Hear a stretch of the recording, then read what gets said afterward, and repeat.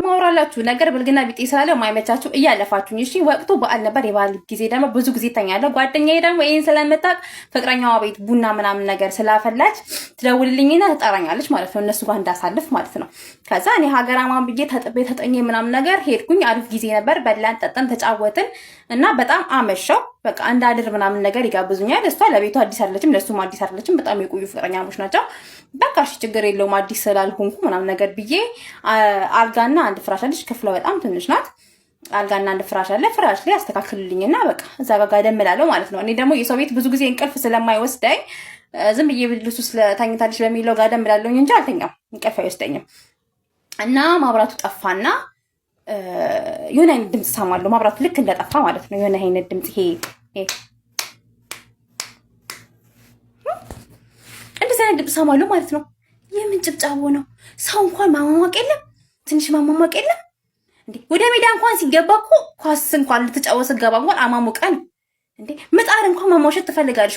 ከታች ቆስቆሰ ላይ ዳብሰ ምናምን ፉፉ በላይ እኔ ፍቅር በላይ ነው ምጣድ እንኳን እንጀራ ምትሰጠ። ማማሟቅ የሚባል ነገር የለም። እንደው ታማማሙቁን እንደ በየሴኮንዱ አድርጎ እኔ ምን አገባኝ? እንደው እኔን ባፈሪ እንኳን እግዚአብሔርን አፈሪ በላይ ላይ እንዴት አድሩብኛላችሁ? እግርሽ ሳይገጥም እንደው ምን አይነት ቅሌት ነው? ለኔ ስሜት እንኳን አታስቡም? እንዲህ ሲጨበጨብብኝ ልደር። ወይኔ ህዊ በየሴኮንዱ እግሯ ማርያምን እግሯ ሳይገጥም ማለት ነው የነጋው። በቃ እኔ ነጋብኝ። ሲጀምር አንግተውብኛል፣ አነጉብኝ እንደዚህ ፈጥጬ ማለት ነው።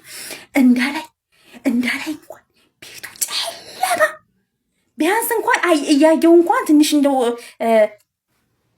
እንዳልዝናና ድቅድቅ ያለ ጨለማ እንደ ሲኦል ውስጥ እንደው እንዲህ ጭብጨባ እየሰማሁ ልደር። እግሬ ሳይገጥም እንደው ዙር እንኳን አይቆጠርም። እኔ ምን ለምን አስቆጠረኝ? እሱን ግን እንደው እግዚአብሔርን እኔ ባፈሪ እግዚአብሔርን አፈሪ ላይ እንዲህ ስታድሩብኝ እንደዚህ ላይ እንዲህ ደግሞ እኮ ትንሽ ቢፈራግጡ እኮ ይነኩኛል። የምሬን እኮ ነው። የምር እንዴ ሲጨበጨብብኝ አደሮ ሲጨበጨብብኝ እና በእግዚአብሔር እንደው ሰው እያለ በእናታችሁ ሰው እያለ አረ እፈሩ።